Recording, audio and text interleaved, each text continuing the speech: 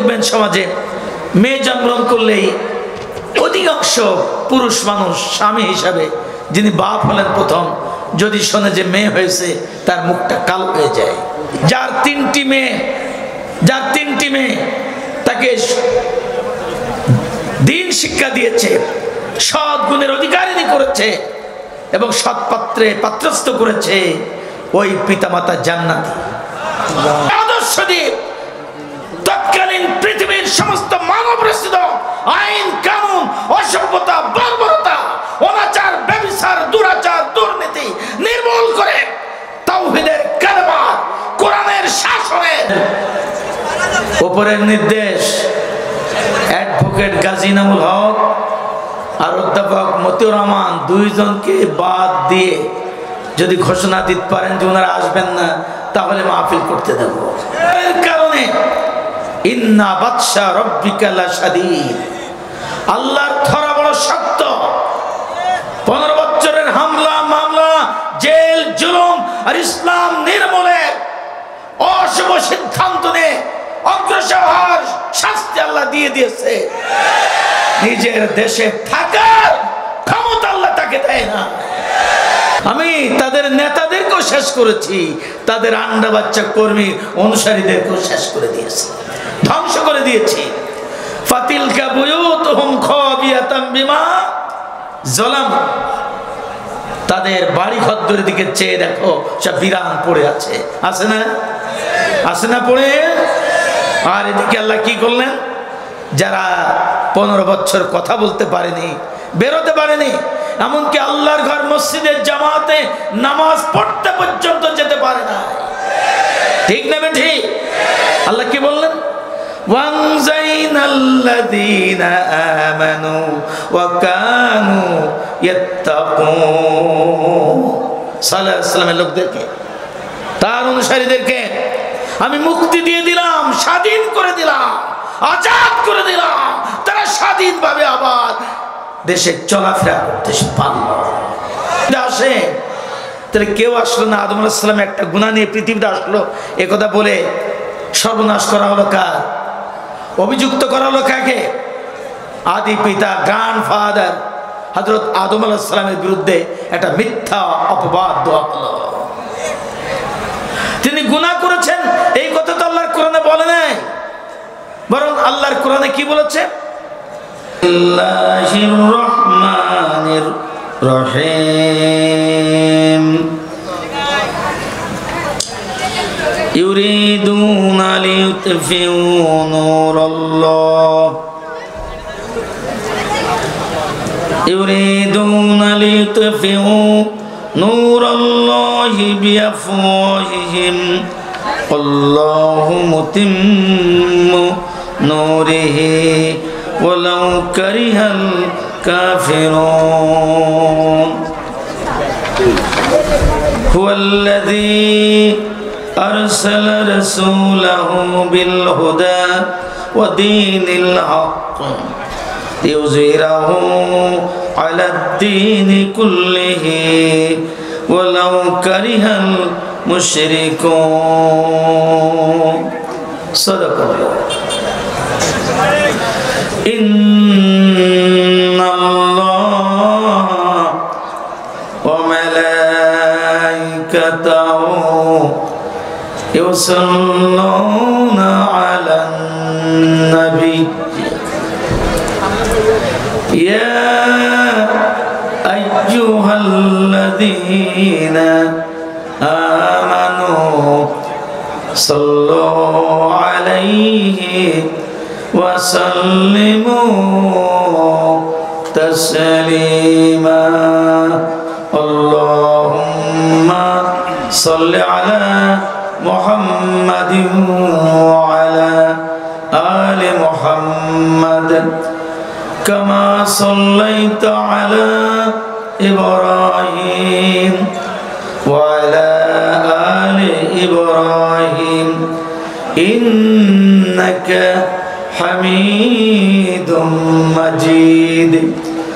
আল্লাহুম্মা বারিক আলা মুহাম্মাদিন ওয়া আলা আলি মুহাম্মাদ كما باركت على إبراهيم وعلى آل إبراهيم إنك حميد مجيد সবাই জোরে জোরে পড়েন আল্লাহুম্মা সাল্লি আলা সাইয়্যিদিনা মুহাম্মদ ওয়া আলা আলি সাইয়্যিদিনা মাওলানা মুহাম্মদ সবাই জোরে জোরে পড়েন আল্লাহুম্মা সাল্লি আলা সাইয়্যিদিনা মাওলানা মুহাম্মদ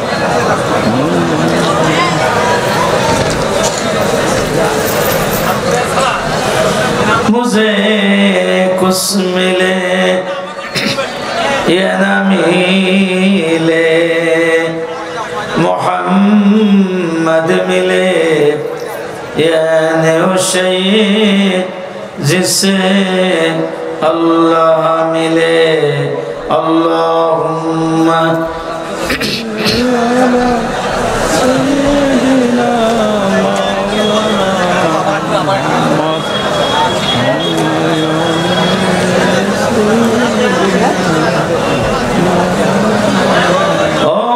तेरे मेरा जिती के तूने अर्श तक पहुँचा और ये मेरे मेराज है कि मैं तेरे कदम तक पहुँचा अल्लाहुम्मा সবাই প্রাণ উজাড় করে 15 বছরের অভাব পূরণ করেন জোরে জোরে পড়েন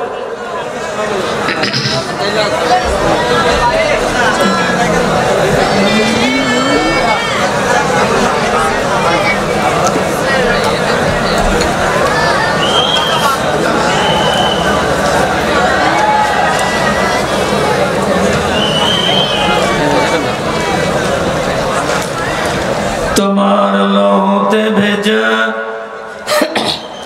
তাইফের পথ সে পথে আজ কাঁদে ব্যথিত পথিক কাঁদেনি কাঁদে না যত পাপী কম্বক এ দূর বিহনে কাঁদি তোমার প্রেমিক বেলাগালোলা বিকামালিহি কশফত দুজা বিজামালিহি সাল্লু আলাইহি ওয়া আলিহি আলহামদুলিল্লাহ আলহামদুলিল্লাহি রাব্বিল আলামিন আল্লাহ তাআলা 15 বছর পরে এই ফুলবাড়ি এই মাটি কিনা আমি বুঝতে পারতেছি না ফুলবাড়ি মাঠ এখানে তাফসীর মাহফিলে এসেছিলাম না এখানেও এসেছিলাম সেটা সরুলিয়া তো আছে এখানেও 15 বছর আগে এসেছিলাম এই মাটি কিনা আমি বলতে পারতেছি না ফুলবাড়ি তো ফুলবাড়ি এই মাঠে তো আজ থেকে 13 বছর আগে একটি মাহফিলে দাওয়াত ছিল এখানে সেই মাহফিল আগের দিন পুলিশ এই মাঠ দখল করে আর বলেছিলেন তো বাবুল ভাই বলেছিলেন ওই দুইজন না আসলে মাহফিল করব না প্রয়োজনে যতদিন ওনাদের আনতে না পারি এতদিন অপেক্ষা করব আল্লাহ কবুল করেছেন সবাই প্রাণ উজাড় করে বলেন আলহামদুলিল্লাহ রব্বানা লাকাল হামদ হামদান কাসীরান তাইয়িবান মুবারাকান ফি অসংখ্য দরুদ ও সালাম আশরাফুল আম্বিয়া सैयदुल मुरसलीन सरकारे दो आलम বিশ্ব নেতা, বিশ্ব নবী, বিশ্বের একমাত্র শুধুমাত্র কেবলমাত্রই মহামানব হুজুরে আকরাম সাল্লাল্লাহু আলাইহি ওয়াসাল্লামের প্রতি সবাই প্রাণ উজাড় করে বলেন সাল্লাল্লাহু আলাইহি ওয়াসাল্লাম। আজকের 2 দিন ব্যাপী পাঁচপাড়া দারুল কোরআন হাফিজিয়া মাদ্রাসার উদ্যোগে ফুলবাড়ি হাই স্কুল ময়দানের 2 দিন ব্যাপী তাফসীরুল কোরআন মাহফিলের আজ প্রথম দিনের মোহতারাম সভাপতি সাহেব, এই ধানদিয়া ইউনিয়ন পরিষদের 3 বারে নির্বাচিত চেয়ারম্যান আর 5 বার জেলে যাওয়া 15 মামলার আসামি মজলুম জননেতা জনাব ভাই জাহাঙ্গীর আলম সাহেব আজকের অনুষ্ঠানের প্রধান অতিথি আসতে পারবেন কিনা, যেহেতু আমি যোগাযোগ হয়নি। আমিরে জামাত, বিশ্ব ইসলামী আন্দোলনের নেতা, 18 কোটি মানুষের স্বপ্নের মহানায়ক ডাক্তার শফিকুর রহমান সাহেব আজকে মেহেরপুরে এসেছেন। সেই প্রোগ্রামে যাওয়ার কারণে ওনার ইচ্ছা ছিল ফেরার পথে আসবেন, আমি যোগাযোগ করতে পারিনি উনি আসবেন কিনা বা সেখান থেকে ফিরতে পারছেন কিনা।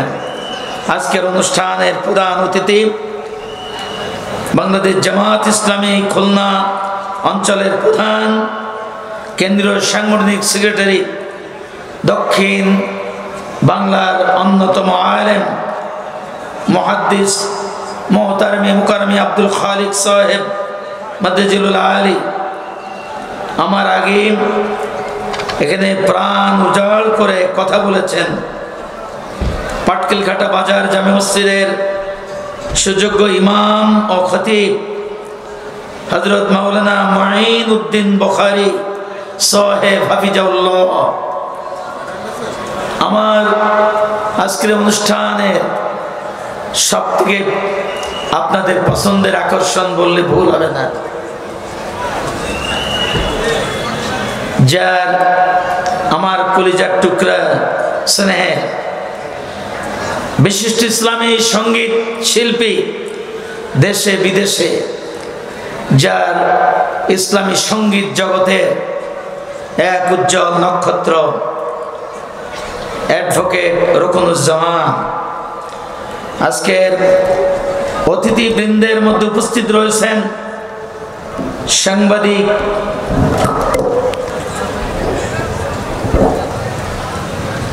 বন্ধুবার জনাব এস.এম. নজরুল ইসলাম, তারপরে জনাব মাওলানা আব্দুল মজিদ গাজী, আলহাজ মোহাম্মদ আব্দুল মান্নান গাজী, জনাব শেখ বিলাল হোসেন, জনাব মোহাম্মদ আব্দুল লতিফ, জনাব মোহাম্মদ শফিকুল ইসলাম শফি, জনাব মোহাম্মদ তৌহিদুজ্জামান উজ্জ্বল, জনাব মোহাম্মদ আনোয়ার হোসেন, জনাব মোহাম্মদ সিরাজুল ইসলাম, জনাব মোহাম্মদ জাহাঙ্গীর আলম, অন্যান্য অতিথিবৃন্দ, প্রিয় তৌহিদি জনতা, পর্দার আড়ালে বসা মায়েরা, মেয়েরা, বোনেরা, সুম্মা আসসালামু আলাইকুম ওয়া রাহমাতুল্লাহি ওয়া বারাকাতুহু। আমার যে গলা ভাঙা এটা জানেন না কারা কারা? হাত তোলেন তো দেখি।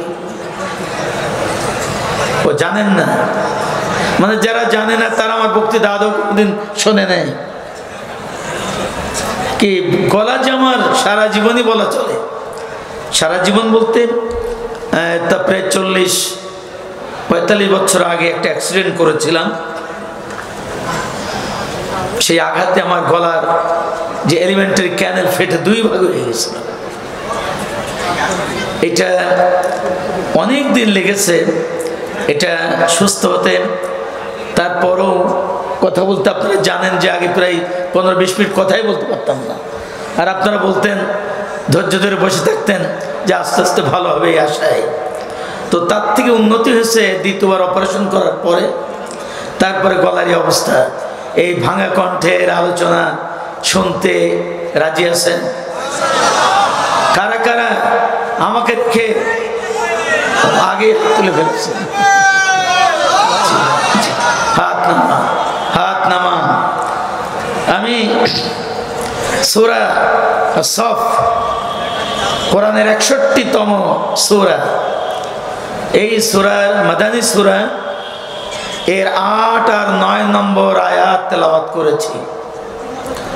8 নম্বর আয়াতের উপরে বেশি কথা বলবো না, 2-1 মিনিটের মধ্যে শেষ করব। 9 নম্বর আয়াতের উপরে কথা বলবো। তো 8 নম্বর আয়াতে আল্লাহ তাআলা বলছেন, নবীর শানে নাজিল করে দিয়ে যারা আল্লাহর নূরকে নিভে দিতে চায়, অথচ আল্লাহর ইচ্ছা তার নূরকে প্রজ্বলিত রাখতেন, তাতে কাফেরদের জন্য তা যতই অসহনীয় হোক না কেন, আল্লাহর নূর নিভে দেওয়ার জন্য যাত্রা গানের অনুমতি লাগে না, পুতুল নাচের অনুমতি লাগে না, নাফরমানি শয়তানি বজ্জাতি কাজ বাংলাদেশে চালাবার জন্য অনুমতি লাগে না। কিন্তু এক সময় ছিল কোরআনের মাহফিলের অনুমতি নিয়ে ছাড়া কোনো মাহফিল করতে পারত না। সেই মাহফিলেরই একমাত্র অনুমতি ছিল যে এই মাহফিলগুলোতে শিরক বেদাত মিশ্রিত আজগবি বানোয়াটি কিচ্ছা দিয়েই মাহফিল সমাপ্ত করা হতো। কিন্তু যারা কোরআন নাজিলের কারণ আর তার মূল কেন্দ্রবিন্দু কি জন্য পৃথিবীতে এসেছে সেই কথা যারা বলতো, তাদের মাহফিল করা বন্ধ ছিল। তারা মসজিদগুলোতে জঙ্গি ট্রেনিংয়ের গন্ধ খুঁজে পেত। মাদ্রাসাগুলো ছাত্রদেরকে তারা জঙ্গি তৈরির আস্তানা ঘোষণা দিয়েছিল, দেয় নাই? কথা বলেন না কেন? দাড়িওয়ালা, টুপিওয়ালা, পাগড়িওয়ালা লোকরা ছিল তাদের ঘৃণার পাত্র, আলেমরা ছিল তাদের চরম শত্রু, হক্কানি ওলামা বুজুর্গানে দিনরা ছিল তাদের ক্রোধের কারণ। তারা বাংলাদেশটাকে ইসলাম শূন্য, দিন শূন্য, কোরআন শূন্য করার অশুভ পায়তারায় লিপ্ত ছিল। অসংখ্য আলেমকে তারা নির্যাতন করেছে, হত্যা করেছে, বন্দী করেছে, এমনকি মিথ্যা নারী নির্যাতনের চুরির মামলা পর্যন্ত তাদেরকে দিয়ে হয়রানি করেছে। আয়না ঘর করে মানুষকে বন্দী রেখেছে। তাদের মন্ত্রীরা বলতো রয়্যাল বেঙ্গল টাইগার ধরলেও বাঁচতে পারে, কিন্তু শেখ হাসিনা ধরলে তার বাঁচা নেই। এটা ছিল অহংকার। চোরে বলেন এটা কি? এটা কি? চিল্লায় বলেন এটা কি? অহংকার। রাসূল করিম সাল্লাল্লাহু আলাইহি ওয়াসাল্লাম বলেছেন যে অহংকার হচ্ছে আল্লাহর গায়ের চাদর। অহংকারটা কার জন্য মানায়? আর পৃথিবীর কোন মানুষের জন্য অহংকার শোভনীয় নয়। এই অহংকার গোপনে পালিয়ে মামুর বাড়ি যাওয়া গেছে।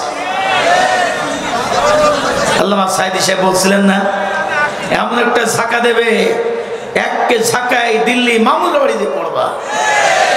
আমি একটা খবর শুনলাম যে উনি বিভিন্ন জায়গায় যাওয়ার চেষ্টা করতেছেন। কে একজন আমাকে জানালো যে সম্ভবত সে ইউকে, ইংল্যান্ডে যাচ্ছেন বা যাবেন। তো আমার এটা শুনেই আমি তাৎক্ষণিক আমার ছেলের কাছে রিং দিলাম। আপনাদের সাতক্ষীরার জামাই হয়ে গেছে আমার ছেলে, হাফেজ মাওলানা সাবেক জেলা আমিরুল বাশার সাহেবের। তো আমি ছেলের কাছে রিং দিলাম, যাবো শুনতেছি নাকি যে পালিয়ে যাওয়া প্রাইম মিনিস্টার নাকি ইউকেতে যাচ্ছে। ছেলে হেসে উঠে বললেন, আব্বু তোমার মাথা খারাপ, ইংল্যান্ডে কোনো স্বৈর শাসকের স্থান দেয় না, অতএব তুমি নিশ্চিন্ত থাকো, আর কোন দেশে যেতে পারলেও অন্তত ইউকেতে আসতে পারবে না। এই যে আল্লাহর নূর নিভিয়ে দিতে চেয়েছে, নিজেদের জীবনের সব নিভিয়ে শেষ হয়ে গেছে। জোরে বলেন সুবহানাল্লাহ। কে করলেন? আল্লাহ বলছেন, ওয়ামাকারু মাকরাম ওয়া মাকারনা মাকরাম ওয়া হুম লা ইয়াশউরুন। ওই যে সালেহ আলাইহিস সালামের দলকে, নবীকে নির্মূল করার জন্য চেষ্টা করতেছিল, ষড়যন্ত্র করতেছিল। আল্লাহর কোরআন বলল ওরাও ষড়যন্ত্র করতেছে নবী সাল্লাল্লাহু আলাইহি ওয়াসাল্লামকে নির্মূল করার জন্য, আর তার অনুসারীদেরকে আমি আল্লাহ কৌশল করতেছি। আমার কৌশল কিছুই বুঝতে পারে না, জানতে পারে না। কি করেছি? আন্না দাম্মারনাহুম ওয়া কাওমাহুম আজমাইন। এই আয়াতের বরকত আল্লাহ আমাদের পরে নাজিল করে নাই। এই বিপদ মুসিবত থেকে কে রক্ষা করেছে? চিল্লায় বলেন কে? তাকবীর ধ্বনি দেন, লিল্লাহি তাকবীর, লিল্লাহি তাকবীর। আল্লাহ তাআলা ফাআলুল লিমা ইউরিদ, তিনি যা চান তাই করে ফেলেন। অতএব আমাদের মুক্তি দিয়েছেন কে? আল্লাহ। আল্লাহ। এজন্য ইসলামের এই আলোকে কেউ কিয়ামত পর্যন্ত কেউ মুখের ফু দিয়ে নিভিয়ে ফেলতে পারবে না, পারবে না, পারবে না ইনশাআল্লাহ।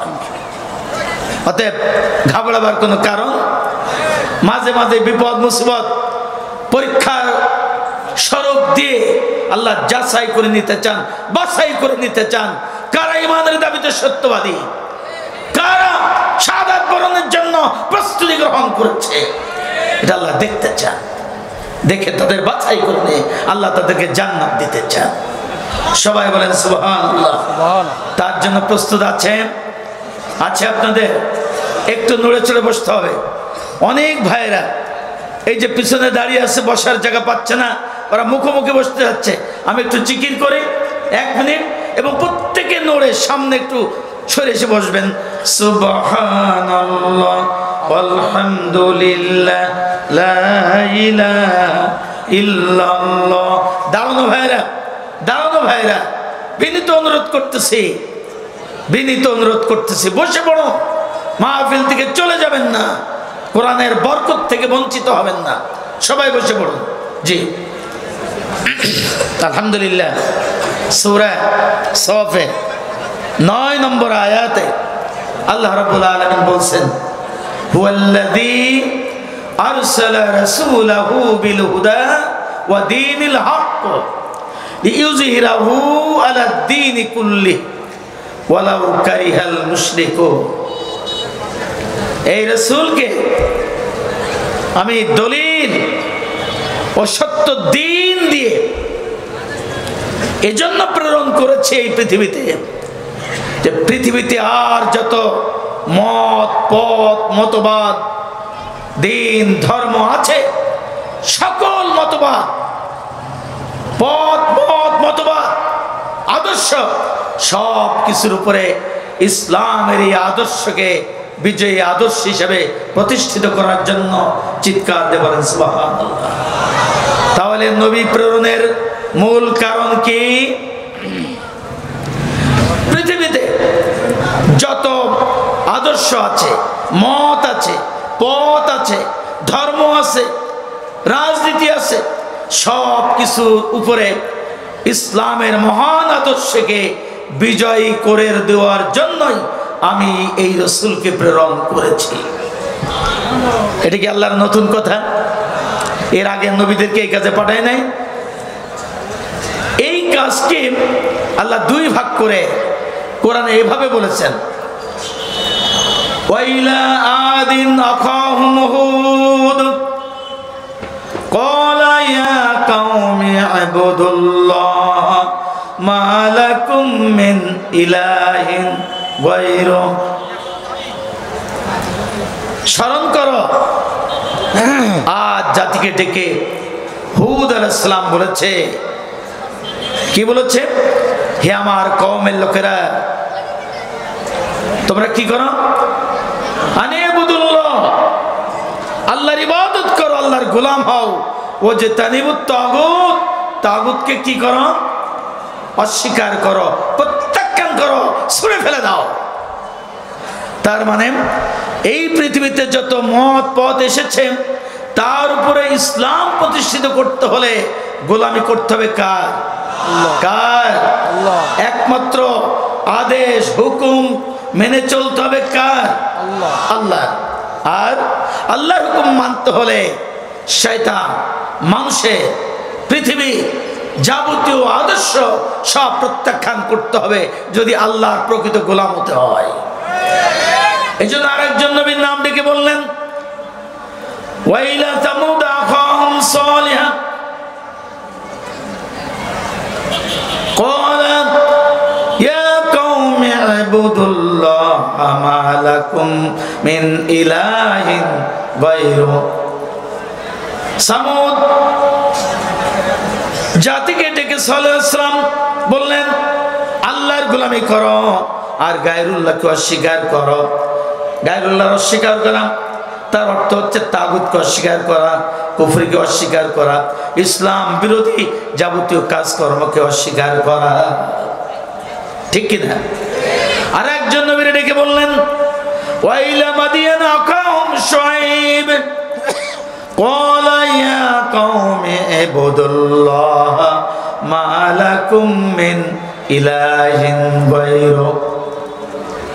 শুআইব আলাইহিস সালাম মাদিয়ান জাতিকে ডেকে বলল, হে আমার কওমের লোকেরা, আল্লাহর ইবাদত করো, আল্লাহর গোলাম হও, আর গায়রুল্লাহকে অস্বীকার করো, প্রত্যাখ্যান করো। গায়রুল্লাহ, গায়রুল্লাহ মানে আল্লাহর হুকুমের বাইরে আর যত হুকুম মানা হয় সব গায়রুল্লাহর হুকুম। মনে থাকবে? মনে থাকবে? এরপর আল্লাহ বললেন, এ তো তিনজন নবী না, নূহ আলাইহিস সালামের ব্যাপারে বলেছেন, আরো নবীদের ব্যাপারে বলেছেন। আমি একসঙ্গে একটা আয়াতের মধ্যে বলে দেখি, ওয়ালাকাদ বাআসনা ফি কুল্লি উম্মাতির রাসূলা আন ইবুদুল্লাহা ওয়াজতানিবুত তাগুত। এই পৃথিবীতে যুগে যুগে আদম আলাইহিস সালাম থেকে শুরু করে আখির জামানার নবী মুহাম্মদ রাসূলুল্লাহ সাল্লাল্লাহু আলাইহি ওয়াসাল্লাম আসা পর্যন্ত মাঝখানে যত নবী আর রাসূল এসেছেন সবাই মৌলিক দাওয়াত দিয়েছে আল্লাহর ইবাদত করা আর গায়রুল্লাহ তাগুতকে অস্বীকার করা। জোরে বলেন সুবহানাল্লাহ। এই মৌলিক একই দাওয়াত দিয়েছেন সকল নবী রাসূলরা। ওই যে লিউজিরাহু আলা দ্বীনি কুল্লি, যা প্রতিষ্ঠিত আছে, যে কানুন, যে মানুষের তৈরি আবু জেহলবাদ, আবু লাহাববাদ, সাহেবাদ বা রাবিয়াবাদ মক্কায় কায়েম আছে, এই ব্যবস্থাকে উৎখাত করে পাল্টে ইসলামের মহান আর প্রভুত্ব আল্লাহর উলুহিয়াত প্রতিষ্ঠার জন্যই আমি এই নবীকে প্রেরণ করেছি। কথা বুঝতে অসুবিধা হচ্ছে? একটা উদাহরণ দিয়ে দিই কিভাবে যে পুরানো ব্যবস্থা পাল্টায় নতুন ব্যবস্থা, ইসলামের মহান ব্যবস্থা কায়েম। যখন নবীকে প্রেরণ করা হয়েছে তার আগে মক্কার অবস্থা শোনেন, নারীদের কথা আগে শোনেন। নারীদের কোনো দাম ছিল না এই সমাজে। তারা বিশ্বাস করত women is the door of evils, নারী জাতি হচ্ছে সকল অপরাধের দরজা। এটা আহলে কিতাবীদের মধ্যে একটি গ্রুপ, তারা বিশ্বাস করত যে জান্নাতের মধ্যে বাবা অ্যাডাম আর মা হাওয়া, তারা বলে ঈব, এরা ছিল ঈব হাওয়ার উস্কানিতে 16 কলাই অসহায় আদম আলাইহিস সালাম জান্নাতে আল্লাহর আদেশের খেলাফ কাজ করে সেখানে নিষিদ্ধ বৃক্ষের ফল ভক্ষণ করেই জান্নাত থেকে বিতাড়িত হয়ে দুনিয়ায় এসেছে। এটা তাদের বিশ্বাস। এই বিশ্বাস কি সত্য না মিথ্যা? কথা বলেন। আদম আলাইহিস সালামকে মা হাওয়া ধোঁকা দিয়ে ফল খাওয়াবার কারণে আমরা দুনিয়ায় এসেছি। হ্যাঁ, এই বিশ্বাস আমি আগেই যদি পরীক্ষা নিতাম অনেকেই বলে ফেলতো। আমাদের বিশ্বাস আদম আলাইহিস সালাম পৃথিবীতে এসেছেন, আল্লাহর আদেশ যদি অমান্য না করতো তাহলে বেহেশতেই থাকতো। এটা আমাদের অনেকের ধারণা। বা আমাদের দেশের অনেক ওয়াইজিনরা, অনেক বক্তা আলেমরা বক্তৃতার মধ্যে বলে ফেলে, বাবারা আদি পিতা হযরত আদম আলাইহিস সালাম আর মা হাওয়া একটা গুনাহ করে এই পৃথিবীতে চলে এসে 350 বছর কান্নাকাটির পরে আল্লাহ তার গুনাহ মাফ করে দিয়েছিল। কিছু যে পড়লেন না? হ্যাঁ, পরীক্ষা নিচ্ছি বলার পরও। আচ্ছা, সুবহানাল্লাহ কারা কারা পড়েছেন হাত তোলেন। কারা কারা সুবহানাল্লাহ পড়েছেন? সাতক্ষীরা তো আলেমের বাগান, পীর আলেম বুজুর্গদের বাগান, দক্ষিণ বাংলার দরজা, এই জনপদ অসংখ্য শহীদের জনপদ। আরো আসতে বলেন। সেই জনপদের শ্রোতারা তো এমন হলে চলবে না। আমি তো আগেই বলেছি, তখন তো না বলেছেন, আবার এই ঘটনা শুনে সুবহানাল্লাহ পড়লেন। কোন নবী যদি গুনাহ করে পৃথিবীতে আসে, নবীর নবুয়ত থাকে? আমাদের আকীদা কি?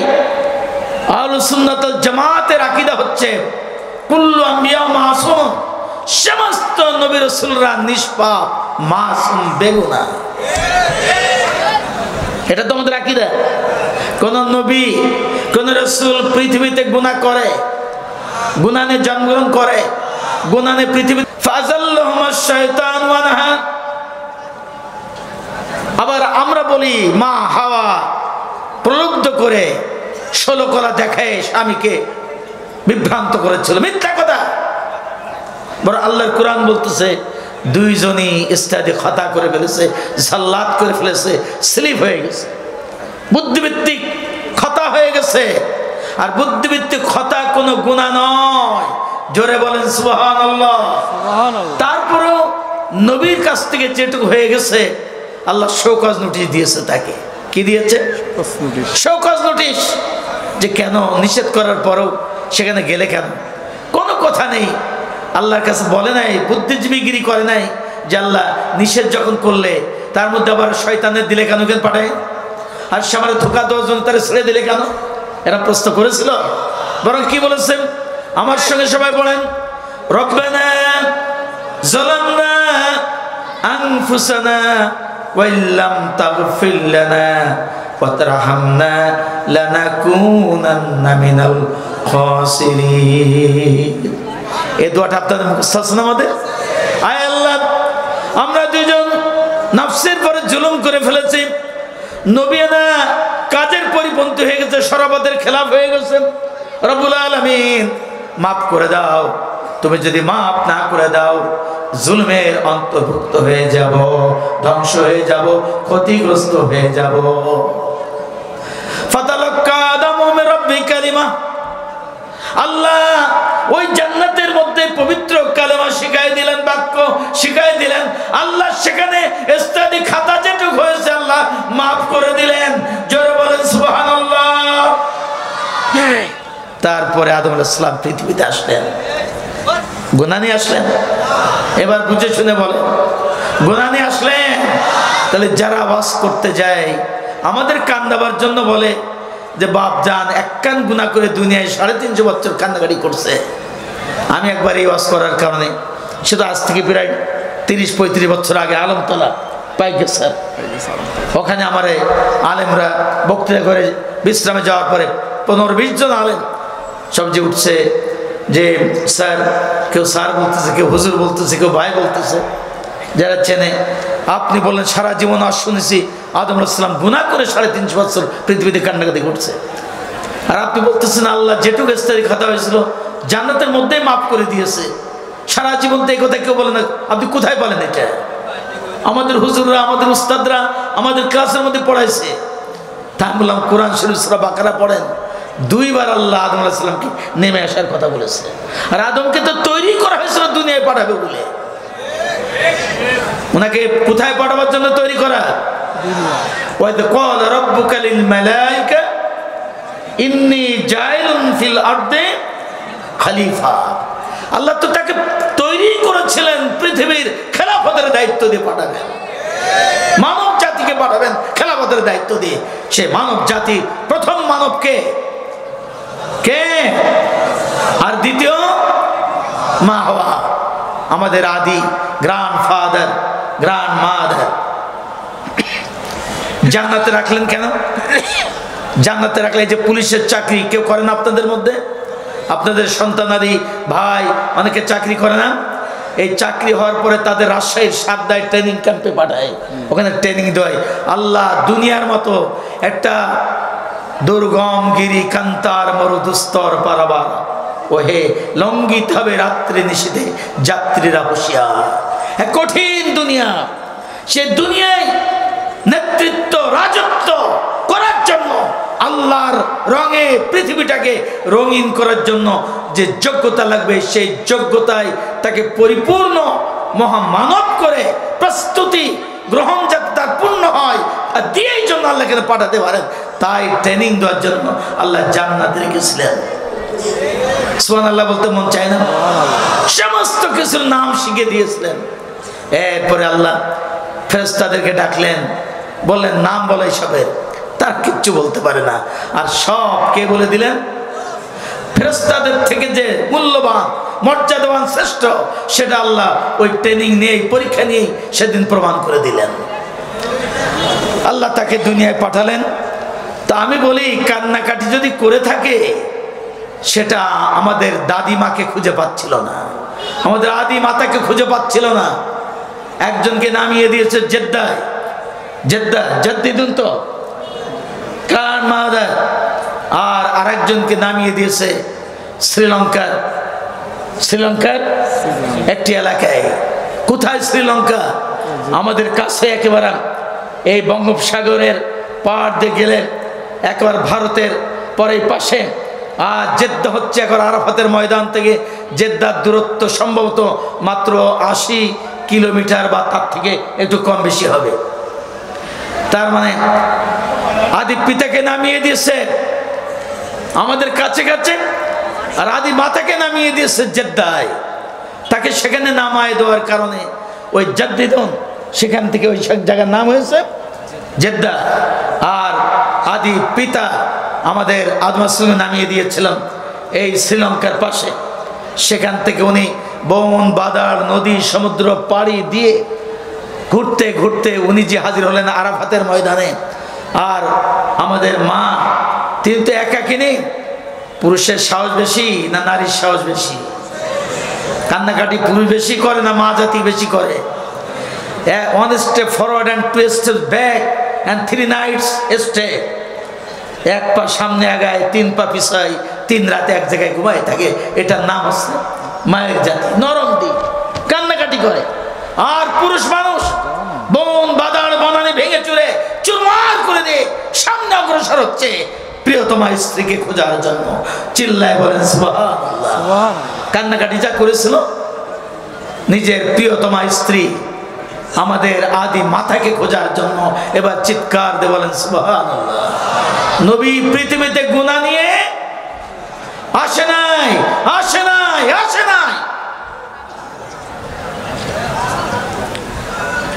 অনেক বড় কাহিনী বলা যাবে না, যেহেতু মাহফিলে আলোচনা করতে শুরুতেই দেরি হয়েছে। আমার একটা ধারণা ছিল 8টা বা 8:30টার মধ্যেই কথা বলতে পারবো প্রাণ খুলে। আমি যত দেরি করবো রকনুজ্জামানের পরিবেশনা তত দেরি হবে। এবং আজকে যদি বেশি রাত পর্যন্ত কষ্ট করেন, কালকে আবার অনেকেই ফেল করবেন এই আলোচনার মাহফিলে আসে। কালকে আসবেন না এরকম কেউ সিদ্ধান্ত নিয়েছেন নাকি?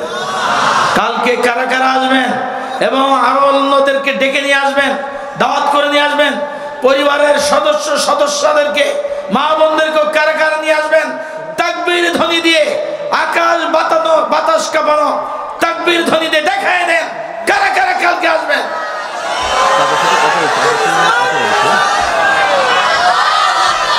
জি জি আলহামদুলিল্লাহ।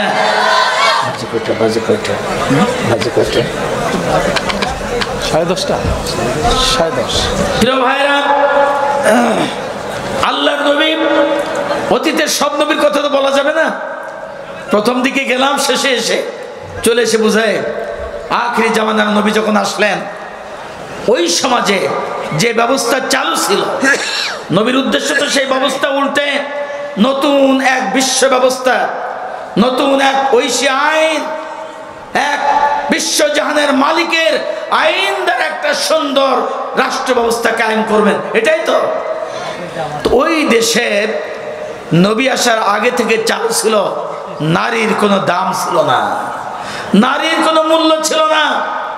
নারীকে তারা ভোগ্য পণ্যের থেকেও নিম্নমানে ব্যবহার করত, এবং নারীর দাম ছিল না বলেই মেয়ে সন্তান জন্মের সাথে সাথেই তাকে গলা টিপে হত্যা করত, তাকে মেরে ফেলতো। এবং যারা মেরে ফেলতো না তাদেরকে সমাজের লোকেরা নিন্দা করত, ঘৃণা করত, তুচ্ছ তাচ্ছিল্য করত, তাদের সম্পর্কে আজে বাজে কথা বলতো, মান হানিকর শব্দে আখ্যায়িত করত তাদেরকে বিভিন্নভাবে। এদের মধ্যে পরবর্তীতে রাসূলের সাহাবী হয়েছিলেন দ্বীন গ্রহণ করে। তিনি তার মেয়ে জন্মের পরে সে মেয়েকে হত্যা করতে চাইলে তার মা তাকে হত্যা করতে দেয় না। হাতে পায়ে ধরে স্বামীর বলেছিল, কলিজার টুকরায় সন্তান গর্ভে ধারণ করে রক্তের মধ্যে ভেসে প্রসব করেছি, একে হত্যা করো না, যত কষ্ট যত নিন্দা হোক একে আমি লালন পালন করব। এই মেয়েটিকে নাম আর মেরে ফেলার কারণে তার স্বামী, এই স্ত্রী যে মাতা, তার স্বামী ওই সমাজে সে প্রচুর নিন্দিত হয়েছিল। এবং দড়ি বেড়াবার যত দৌড়াদৌড়ি করে, ফোরাকপুরে যেমন আমাদের বাচ্চারা আব্বু আব্বু করে ডাকে, আম্মু আম্মু দাদু বলে, সুন্দর সুন্দর কথা বলে, এমন বয়স পেয়েছে, এই বয়সের বাচ্চার প্রতি বাবা মার আরো বেশি দরদ হয় না? কথা বলেন। একেবারে জন্মের পর অনেকে লজ্জায় কোলে নিতে চায় না, যে এত অল্প বয়সে বাচ্চা হয়ে গেছে কি বলবে, কিন্তু যখন আব্বু আব্বু করে ছুটাছুটি করে তখন বাপের মনটা নরম হয়ে যায়, আদর করে বাজারে নিয়ে যায়, যত্নের জামা কাপড় কিনে দেয়। কিন্তু গ্রামের সমাজের মহল্লার পাড়ার লোকেদের নিন্দার মুখে অস্থির হয়ে গেলাম, তাকে তুচ্ছ তাচ্ছিল্য করে অপমান করার কথা বলার কারণে অতিষ্ঠ হয়ে একদিন আল্লাহর নবীর সামনে এই ঘটনা বলেছিলেন।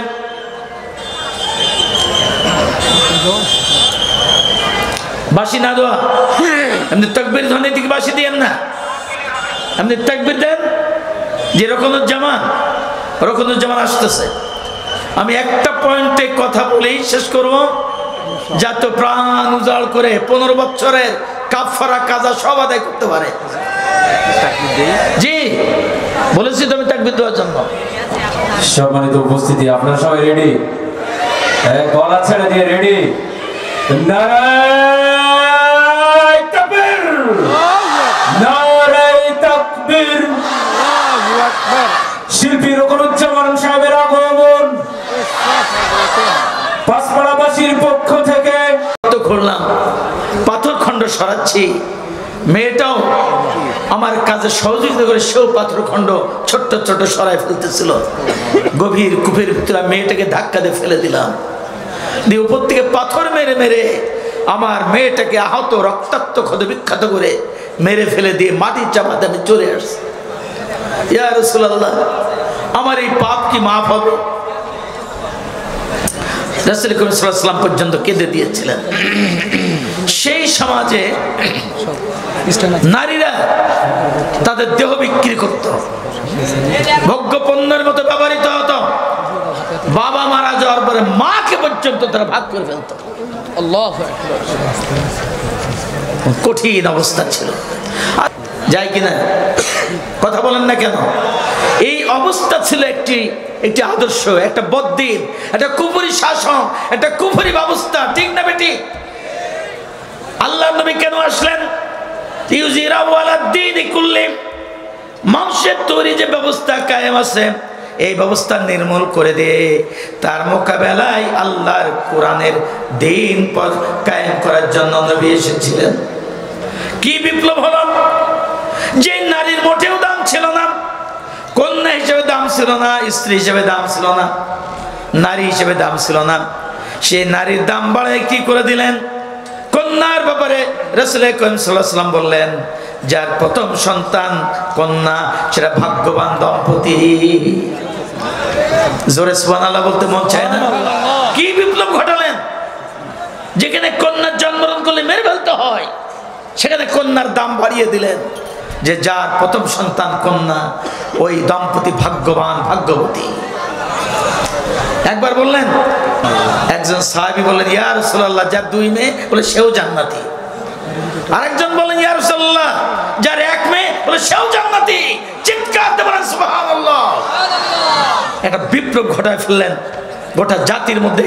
শত বছরের, শত সহস্র বছরের একটা বদ রসম, একটা অপসংস্কৃতি, কন্যা সন্তানকে হত্যা করা, সে হত্যা বন্ধ হয়ে গেল। আল্লাহু আকবার। মা হিসেবেও তাদের কোনো মর্যাদা ছিল না। নবী করিম সাল্লাল্লাহু আলাইহি ওয়াসাল্লাম বললেন, মায়ের পদতলে জান্নাত। জোরে বলেন সুবহানাল্লাহ। আর আল্লাহ কি বললেন?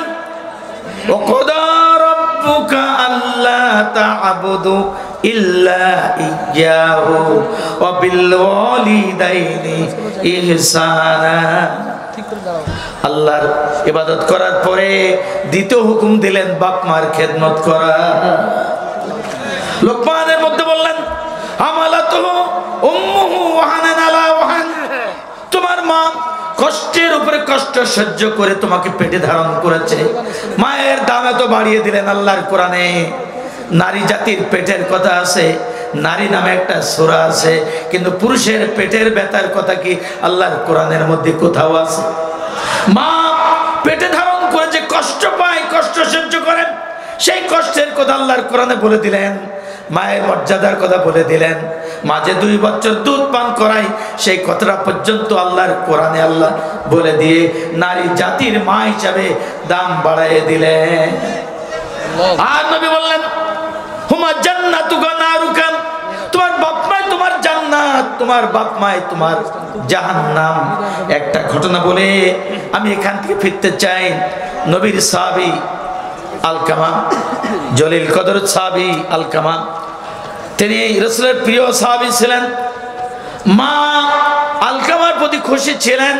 আলকামার ব্যবহার, সেবা যত্নে আলকামার মা খুশি ছিল। কিন্তু একটা বিষয় ছিল, আলকামা বাইরের থেকে ফিরেই আগেই স্ত্রীর ঘরে ঢুকতেন। উদ্দেশ্য তার খারাপ ছিল না, স্ত্রী ঘরে এই জন্য ঢুকতেন, জামা কাপড়টা চেঞ্জ করে ক্যাজুয়াল ড্রেস পরে, সাধারণ পোশাক পরে মায়ের কাছে যে বেশি সময় কাটাবেন, এই জন্য স্ত্রীর ঘরে যে অল্পক্ষণের মধ্যে কাপড় পাল্টায় সাধারণ কাপড় চোপড় পরে তিনি মায়ের কাছে যেতেন দীর্ঘ সময়। তার নিয়তে ত্রুটি ছিল না, তার কোনো অসৎ উদ্দেশ্য ছিল না। আগে বিবিকে খুশি করাও তার উদ্দেশ্য ছিল না, মায়ের কাছে বেশি সময় কাটাবেন বলে তিনি এই কাজটা করতেন। কিন্তু মায়ের মনটা চাইতো আমার আলকামার সব গুণ ভালো, সব খেদমত আমার পছন্দের, আমার সেবা যত্নের মধ্যে তার কোনো ত্রুটি নেই। কিন্তু আলকামা বাইরের থেকে এসে যদি আমার ঘরে তার ওই ক্লান্তির ছাপযুক্ত বদন, ওই চেহারাটা আমাকে যদি আগে দেখাতো তাহলে ভালো লাগতো, এটা আলকামার মার মনে চাইতো। কিন্তু কোনোদিন আলকামার সামনে এই কথা মুখ ফুটে প্রকাশ করে নাই। আলকামা বুঝতে পারে নাই, তারও নিয়তের তো কোনো ত্রুটি ছিল না। একদিন আলকামার মৃত্যুর সময় ঘনায় এসেছে, সাকরাতুল মাউত শুরু হয়েছে। হাদিসে আছে, সাকরাতুল মাউত শুরু হওয়ার সময় লাক্কিনু কালেমাত তাইয়্যিবা লা ইলাহা ইল্লাল্লাহ, তুমি কালেমা তালকিন দিবা মৃত ব্যক্তির কানে। এইভাবে আলকামারে কালমা পড়ার জন্য তালকিন দিচ্ছে। আলকামা কালমা পড়তে পারতেছে না, সাহাবীরা চেষ্টা করতেছেন। সাকরাতুল মাউত শুরু হয়েছে, তার কাছে সবাই ছুটে এসেছে। সে কালমা পড়তে বললে কালমা পড়তে পারতেছে না। নবীর দপ্তরে খবর গেল, আল্লাহ নবী আসলেন, দেখলেন ঘটনা তো সত্য, আলকামার এই কালমার তালকিন দিচ্ছে, আলকামা পড়তে পারতেছে না। ব্যাপার কি? আলকামা তো ভালো মানুষ, তার ইবাদত বন্দেগীর মধ্যে কোনো ত্রুটি তো দেখি নাই। আমার প্রিয় সাহাবী কি হলো? এর মধ্যে একজন বললেন একটা বিষয়, মনে হয় আলকামার কারণে, আলকামার মা কোনো কারণে অসন্তুষ্ট কিনা জানতে হবে। আলকামার মাকে ডাকলে জিজ্ঞাসা করলো, আপনি কি ছেলের প্রতি কোনোদিন অসন্তুষ্ট? বলে না, আমার ছেলের সেবা যত্নে আমি খুশি, আমি তো তার প্রতি অখুশি এমন কোনো কারণ ঘটেছে, এমন কোনো কারণ যে সে ঘটাইছে আমার তেমন মনে পড়ে না। তবে একটা ব্যাপার, আলকামা বাড়ির থেকে যখন বাড়ি ফিরতো আমার ঘরে না এসে তার স্ত্রীর ঘরে যেত।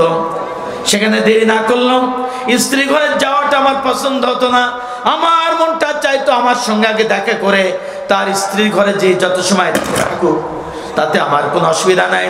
কিন্তু আমি কোনোদিন মুখ ফুটে এই কথা প্রকাশ করি নাই।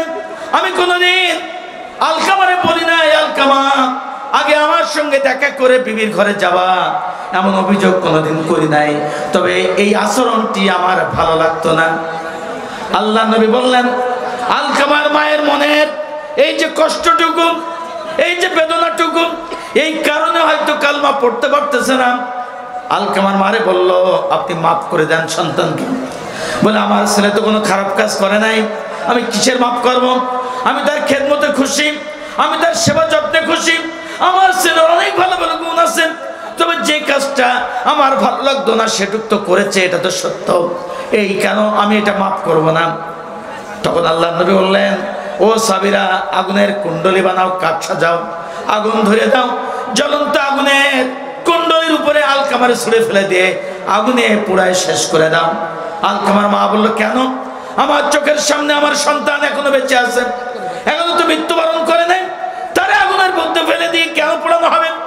আল্লাহর নবী বললেন, ও আলকামার মা, এখন পোড়ানোই ফেললে অল্প সময়ের মধ্যে পুড়ে ছাই হয়ে যাবে। এটা যদি আপনার সহ্য না হয়, যদি কালমা ছাড়া ঈমান হারা হয়ে মওত হয়, মার মনে এতটুকু ব্যথার কারণে আলকামা যদি আজকে কালমা হারা অবস্থায় মৃত্যুবরণ করে, অনন্তকাল জাহান্নামের আগুনে জ্বলবে। এই যন্ত্রণা আপনি মা হয়ে কিভাবে সহ্য করবেন? সাথে সাথে আলকামার মা মাফ করে দিল। আলকামা কালমা পড়তে পড়তে দুনিয়া থেকে ঈমান নিয়ে আল্লাহর কাছে চলে গেলেন। জোরে বলেন সুবহানাল্লাহ। ওমা জান্নাতুকা নারুকা, তোমার মা বাপ তোমার জান্নাত, তোমার মা বাপ তোমার জাহান্নাম। অর্থাৎ মা বাপের খেদমত করলে জান্নাত, আর মা বাপের খেদমত বাদ দিন যত বড় ওলি হোক, কামেল হোক, বুজুর্গ হোক, বিশ্ব সেরা ইসলামী চিন্তাবিদ হোক, যত বড় তার নামের টাইটেল হোক, যত বড় জাকিরিন হোক, যত বড় তাহাজ্জুদ গুজার হোক, জাগাবে কোথায়? জাহান্নাম। জোরে বলেন, আরো জোরে বলেন, আরো জোরে বলেন, জাগাবে কোথায়? জাহান্নাম। মা বাপ অসন্তুষ্ট, জান্নাতে যাওয়ার কোন দরজা তার জন্য খোলা নাই। আল্লাহু আকবার। কি বিপ্লব! লিউজিরাহু আলাদ্দীনি কুল্লিহি ওয়ালাউ কারিহাল মুশরিকুন। স্ত্রীদের কোনো দাম ছিল না, সেই স্ত্রীর কি মর্যাদা দিলেন? আল্লাহর কোরআন বলল, হুন্না লিবাসুল লাকুম ওয়া আনতুম লিবাসুল লাহুন্না, ও তোমারা লিবাস है और तुम उनकी लिबास हो। স্ত্রী তোমার জন্য পোশাক, স্বামীর জন্য স্বামী স্ত্রীর জন্য পোশাক। সুবহানাল্লাহ। আমাদের চরিত্র সার্টিফিকেট দেয় চেয়ারম্যান সাহেব, ওনাদের বিরুদ্ধে বলতেছি না, কিন্তু আল্লাহর নবী বলেছেন একজন মানুষ ভালো কি মন্দ তার প্রথম সার্টিফিকেট দেবে কে? স্ত্রী। কে দেবে? স্ত্রী বলবে স্বামী ভালো কিনা। ওয়ান জুবাইর ইবনে নুফার রাদিয়াল্লাহু আনহু قال دخلت على عائشة رضي الله تعالى عنها فسألت عن خلق رسول الله صلى الله عليه وسلم فقالت القرآن। একদিন নবীর স্ত্রী, আমাদের মুমিন মিল্লাতের মা, রাসূলের উম্মতদের তিনি মা হন, রুহানি মা, উম্মুল মুমিনিন মা আয়েশা রাদিয়াল্লাহু তাআলা আনহা তার দরবারে যে জিজ্ঞাসা করলেন, ও আয়েশা উম্মুল মুমিনিন, আমি আপনার দরবারে এসেছি আল্লাহর নবীর চরিত্র জানার জন্য। ফাকালাতিল কুরআন। আল্লাহর নবীর সাহাবী প্রশ্ন করেছেন উম্মুল মুমিনের কাছে, তিনি জবাব দিলেন, আমার স্বামী বিশ্ব নবী, বিশ্ব নেতার চরিত্র কোরআন শরীফের মতো। আল্লাহু আকবার। কিসের মতো? চিল্লায় বলেন, কিসের মতো? যেই কোরআন দে একটা বিপ্লব ঘটায় ফেলেছিলেন, যে এক সোনার মক্কা মদিনা তিনি প্রতিষ্ঠা করেছিলেন।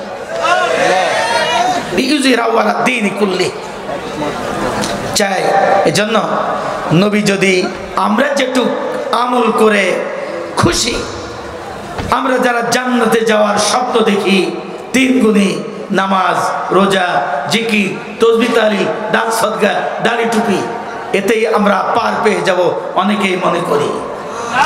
এটুক যদি আল্লাহ নবী এটুকুই মাত্র করতেন, মার খেতেন, মার খেতেন, মার খেতেন। কি করলেন? দ্বিতীয়বার ওই প্রাপ্তির পরে শুয়ে পড়েছেন, গায়ে জ্বর উঠে গেছে, ভয় পেয়েছে। জিবরাইল আলাইহিস সালামকে দেখে ওহির চাপে পরেশানি হয়ে গায়ে জ্বর উঠে গেছে, তাপ, এসে শুয়ে পড়লেন। স্ত্রীকে বললেন কম্বল দিয়ে দাও গায়ে, কম্বল জড়ায়ে গোটো সোটে মেরে শুয়ে পড়েছেন। আল্লাহ ডাকলেন, ইয়া আইয়ুহাল মুদ্দাসসির কুম ফানজির ওয়া রাব্বাকা ফাকাব্বির। ও কম্বল জড়ায়ে আচ্ছাদিত শয়নকারী ব্যক্তি, কুম, স্ট্যান্ড আপ, ওঠো আর গুমরা পতহারা জাতিকে ভয় দেখাও। ওয়া রাব্বাকা ফাকাব্বির, and declare the lordship of Allah subhanahu wa ta'ala। এই জমিনে আইন কানুন, নীতি নিয়ম, অর্থনীতি, সমাজনীতি, রাজনীতি সমস্ত জায়গা দখল করে আছে আবু জেহেল আর আবু লাহাব শয়তানের আইন দিয়ে। অতএব এটা উৎখাত করে, নির্মূল করে আমি আল্লাহর আইন দিয়ে একটা সোনার দেশ তৈরি করার জন্য আপনি দাঁড়িয়ে যান, আপনি আল্লাহর রবের শ্রেষ্ঠত্বের ঘোষণা দেন আর ভয় দেখান পতহারা গোমরা জাতি।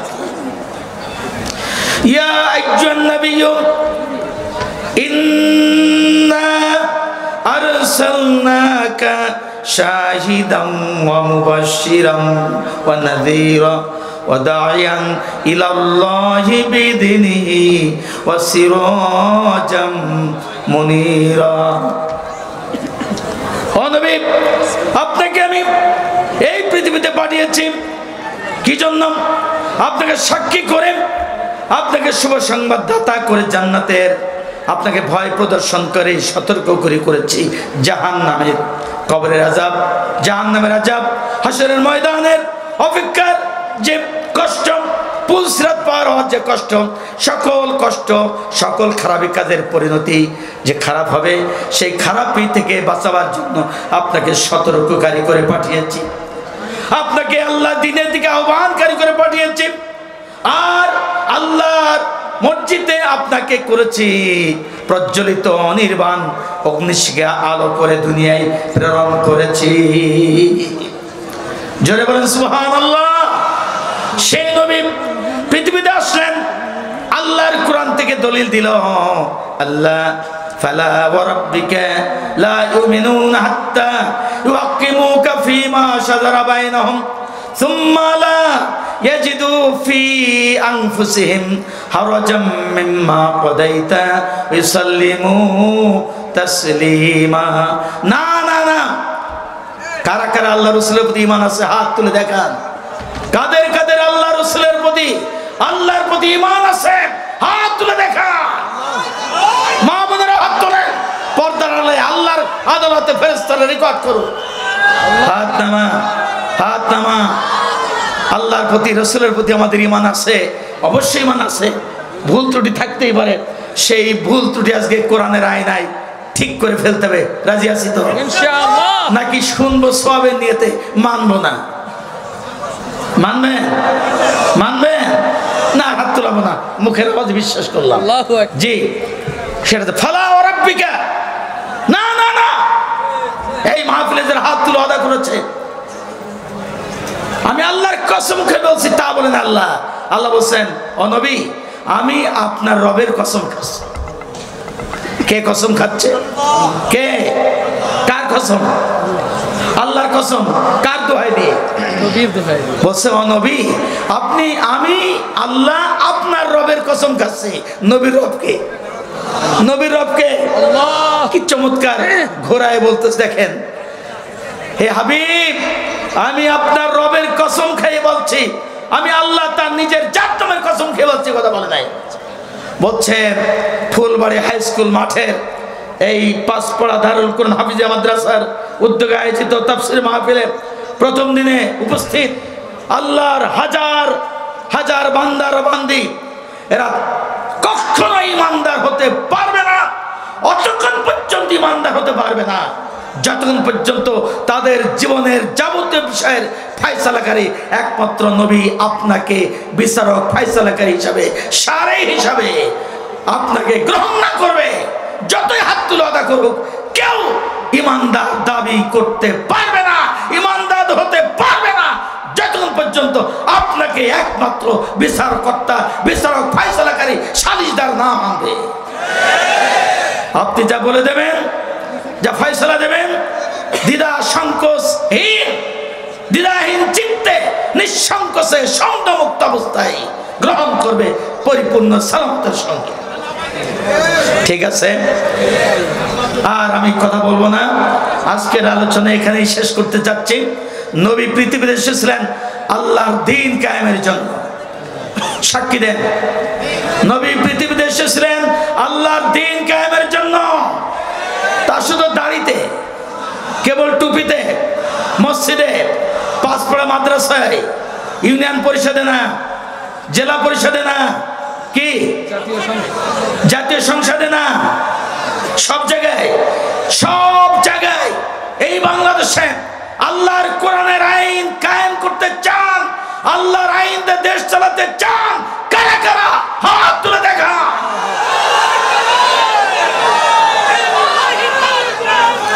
শোনেন শোনেন, বাংলাদেশে যারা কোরআন কায়েম করতে চায়, আমার চেয়ারম্যান ভাইরা সহ আমরা সবাই চাই এই জমিনে আল্লাহর কোরআন কায়েম হোক।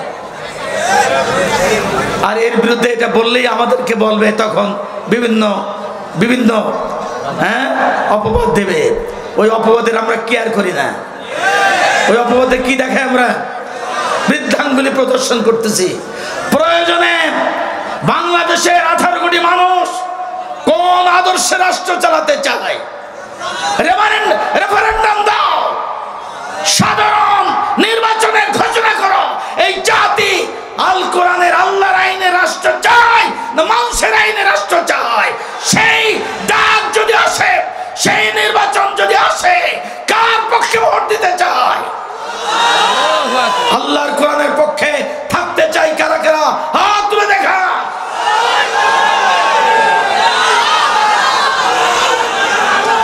জি